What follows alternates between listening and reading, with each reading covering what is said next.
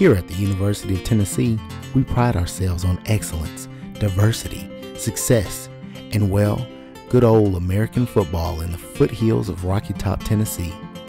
See, at the University of Tennessee, we are not only a top-ranking institution of education, we are tradition, we are proud, and we are diverse.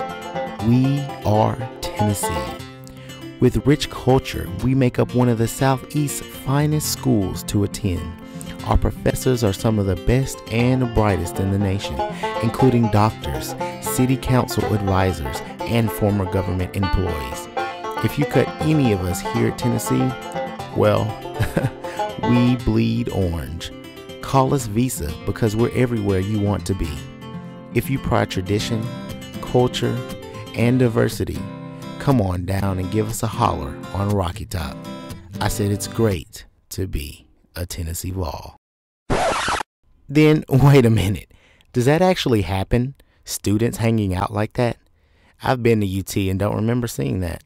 Black kids, Indians, Asians, and white kids all hanging together? At UT, black kids hang out with black kids, Indians with Indians, Asians with Asians, and whites with whites. Why is that? Well, first, let's get some background on the university. About 79.7% white, 16.3 or so African American, and then that would probably, the remaining would include our Native American population, as well as our Latino and other from various parts of the world. I believe it is somewhere around 90% white and 8% non-white and 2% maybe not specified. I think that's right. Apparently, UT is a PWI, which stands for Predominantly White Institute, and many students and professors did not know what that stood for. There isn't a lot of diversity at this university. In fact, it's shockingly not diverse. And so, you know, if a minority student knows that, you know, all the professors there are going to be white, upper middle class people who don't have any of the same experiences they've had, that's a hard person to relate to. But look at these pictures.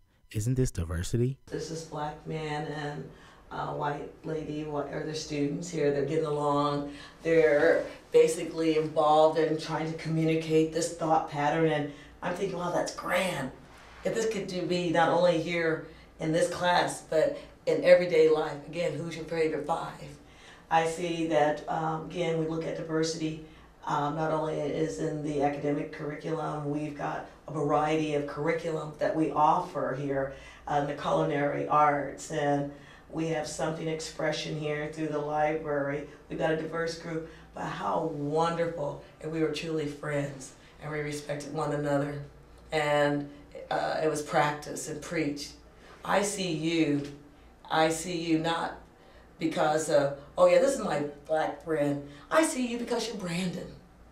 This is my friend, Art Gray, you're my friend. Not my black friend. I hope they don't say, I've got Mrs. Worth, my black teacher. I hope they say, I got Mrs. Worth, our Professor Worth. And she is teaching, communicating diversity and approaches, application, and appreciation.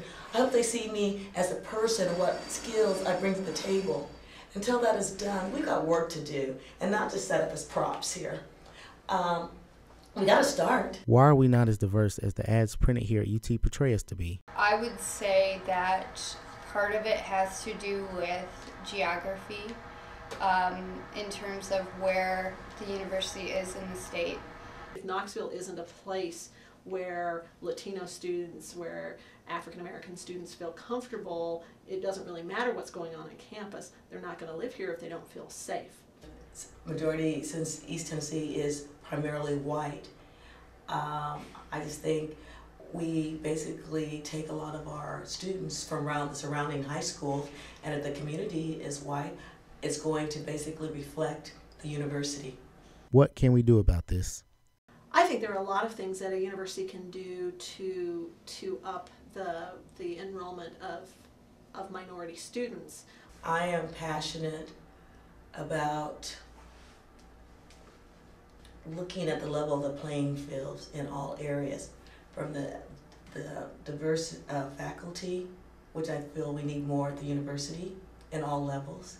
I think students need to see the world, and we have a long ways to go, because obviously we're talking about it. That means we're not there yet. A big part of that is having minority faculty. And so when you look at the racial diversity of faculty and staff and top leadership, there isn't a lot of diversity at this university. In fact, it's shockingly not diverse. It's kind of a double-edged sword in that our university should be appealing to people who want to choose the best school for their own needs, right? And ideally those would be academic as well as social.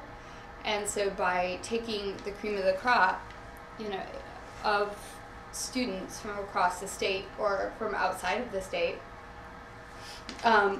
one might presume that they are the cream of the crop, they're the highest academically gifted, and they can't turn down a good scholarship.